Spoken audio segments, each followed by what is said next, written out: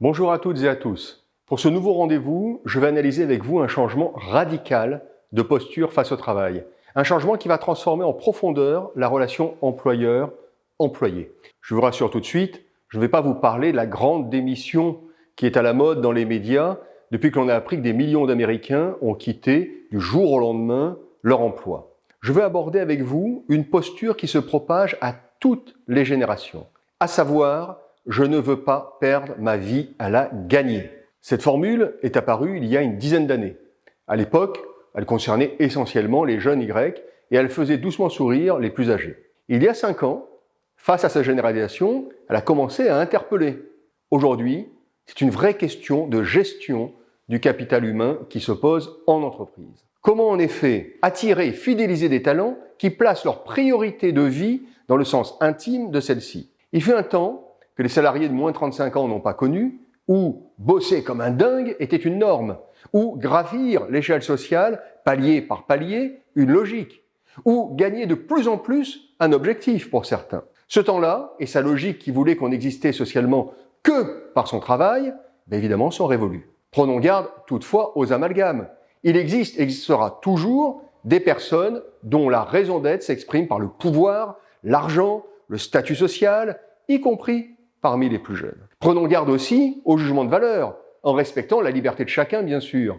Mais aujourd'hui, personne ne peut nier un changement profond de paradigme dans le monde du travail qui, de surcroît, ne date pas d'hier. Face au monde fluide qui s'est généralisé depuis 20 ans, les structures pyramidales, le patriarcat, les organisations kafkaïennes, les statuts égocentrés et non utiles aux autres, évidemment, ils sont condamnés aux yeux de l'opinion et en particulier auprès de la génération Z, née, je le rappelle, après 1994. Au passage, je vous invite à relire Le Monde liquide de Zygmunt Bauman, qui est paru en 2006 et qui décrivait déjà à l'époque ce que nous vivons aujourd'hui. Dans le monde entier, la première génération universelle de l'humanité rend les fondamentaux structurants du monde d'hier comptables de l'état de la planète et des relations humaines, qu'il s'agisse d'environnement, de stress, de burn-out, de repli sur soi. Elle va même jusqu'à remettre en cause la procréation.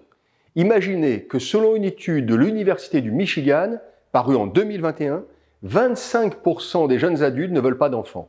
Pour certains, avoir un enfant est l'acte égoïste ultime face à l'état du monde. Dans La Révolution du nom que j'ai écrit en 2020, j'analysais le phénomène de l'entreprise buissonnière, qui décrit ces jeunes, souvent diplômés, avec de bons jobs et qui plaquent tout vers 28 ans, pour changer de voie ou se recentrer sur leur essentiel en se disant « je ne veux pas vieillir comme cela » en regardant autour d'eux. Prendre sa vie en main avant qu'il soit trop tard, en quelque sorte, est un vrai leitmotiv. En 2021, la France a battu son record de création d'entreprises, avec justement une majorité de jeunes qui se lancent pour la plupart avec le statut d'auto-entrepreneur. Il y a 10-15 ans, 80% des jeunes de 15-20 ans déclaraient la question « Que voulez-vous faire plus tard ?» Créer mon entreprise. Alors, sommes-nous face à une génération d'entrepreneurs? Il est sûrement trop tôt pour le dire, mais une chose est sûre, ils ont une forte envie d'entreprendre leur vie. Ils veulent vivre de soi et pas vivre à travers autrui. Cette notion de vivre de soi va, dans les années à venir, marquer une évolution forte des rapports humains, avec le retour de notions disparues, comme la solidarité par le travail, la valeur ajoutée immédiate du bien-faire face à la gestion comptable annuelle des comptes d'exploitation, l'authenticité des relations et j'en passe. Le Big Bang du sens pour être, qui alimente tant les colloques et qui souvent relève du politiquement correct, lance pourtant un défi inédit aux entreprises et au leadership en général. 1. Être aligné sur soi. 2. Être ancré dans sa vie. 3. Être fidèle à ses valeurs. 4. Être en résonance avec ses aspirations pour devenir bien plus que ce que les études et la société ont prévu pour vous. Nos structurants d'hier, il faut bien en avoir conscience, ne répondent plus aux attentes d'aujourd'hui. C'est un fait. Mais attention là aussi, soyons prudents avec les raccourcis. Tout n'est pas à jeter avec l'eau du bain. Que faisons-nous pour anticiper et évoluer? C'est bien ça la question. Bien sûr, il y a les entreprises à mission qui se développent, les raisons d'être plus ou moins fumeuses également.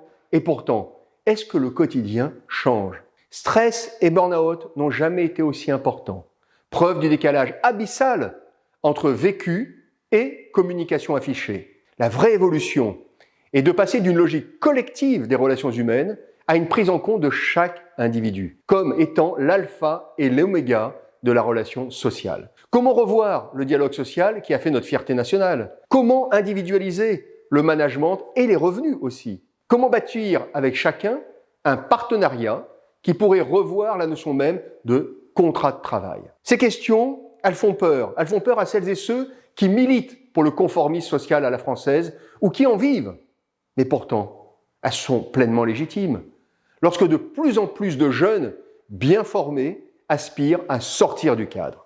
À force de se demander si c'est un problème de riches ou un problème de société, eh bien on laisse filer les talents. Pire, dans beaucoup de cas, on les gâche.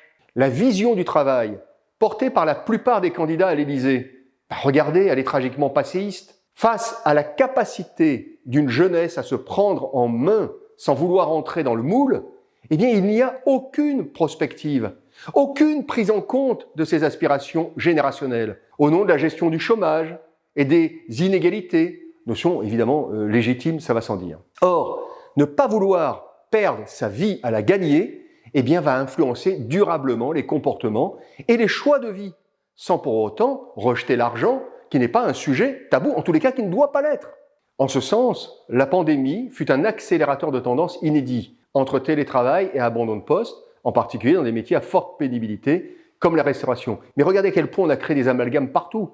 Tout le monde doit être au télétravail. Tout le monde doit rentrer dans le moule de ce nouveau monde factice quelque part. Or, chacun fut mis devant le miroir du temps, de son temps et de sa propre finitude. Cette notion si précieuse, on ne veut plus la gâcher dans des vies artificielles. Ce miroir du temps invite à l'intériorité de chacun pour en extraire non pas ce que la société a fait de vous ou attend de vous, mais bien ce que vous devez être en votre âme et conscience. Que faire de ma vie? On croise tous les jours des personnes prisonnières du rôle qu'elles jouent ou encore prisonnières de leur statut. Il ne s'agit pas de rejeter le travail, loin s'en faut. D'ailleurs, la plupart des jeunes qui ont choisi les chemins de traverse sont des super bosseurs. La plupart du temps, ils travaillent bien plus que les 35 heures, portés qu'ils sont par leur passion. Vivre de soi revient à se bâtir une vie équilibrée sur sa propre raison d'être, que l'on soit salarié ou entrepreneur. Pour l'entreprise classique, avec ses actionnaires et ses cadres dirigeants, l'enjeu est d'être capable de faire preuve d'authenticité et de transparence. Les fonctions et les titres ne suffisent plus pour être légitimes. Il faut ouvrir les yeux là-dessus. Cela passe par l'exemplarité culturelle des leaders qui doivent se mettre au service du collectif. Cela passe aussi par la reconnaissance du bien faire. Cette notion qui renvoie à l'utilité de l'action. Face à la dématérialisation des relations, on a de plus en plus besoin de donner un sens à ses mains. Les mains sont le symbole de l'action. On a fini par les oublier, à force de vouloir tout faire entrer, encore une fois, dans des moules. Les mains sont le symbole du prolongement, tant du cœur que de la raison. Même dans le conseil ou la stratégie, on peut être manuel au sens de la création d'idées. Le bien faire, aux côtés du savoir-faire et du savoir-être, va progressivement aussi s'imposer comme un élément clé des marques employeurs. Derrière le bien faire se dessine la raison d'être de la personne. N'oublions pas que du bien faire naît la fierté de faire. Mais cela passe également par l'actionnariat salarié pour développer le sentiment de l'entreprise en tant que bien commun, bien évidemment. Bref, tout ce qui permettra de faire corps en renvoyant à des notions de solidarité, de partage, de rite culturel, d'intelligence collective, renforcera la notion d'adhésion qui aujourd'hui s'effrite fortement. Diriger n'est plus dominer, motiver n'est plus exigé, encadrer n'est plus imposé et surtout, la réciprocité fait sens entre les parties prenantes. Vous le verrez dans vos entreprises. Enrichir sa vie en la gagnant deviendra le miroir de l'envie d'être des individus. Et pas que des jeunes. Mais n'oubliez pas que l'envie d'être, c'est avant tout être en vie. Il est temps que l'entreprise se réinvente pleinement en lieu de vie. Vous ne pensez pas? Merci à vous.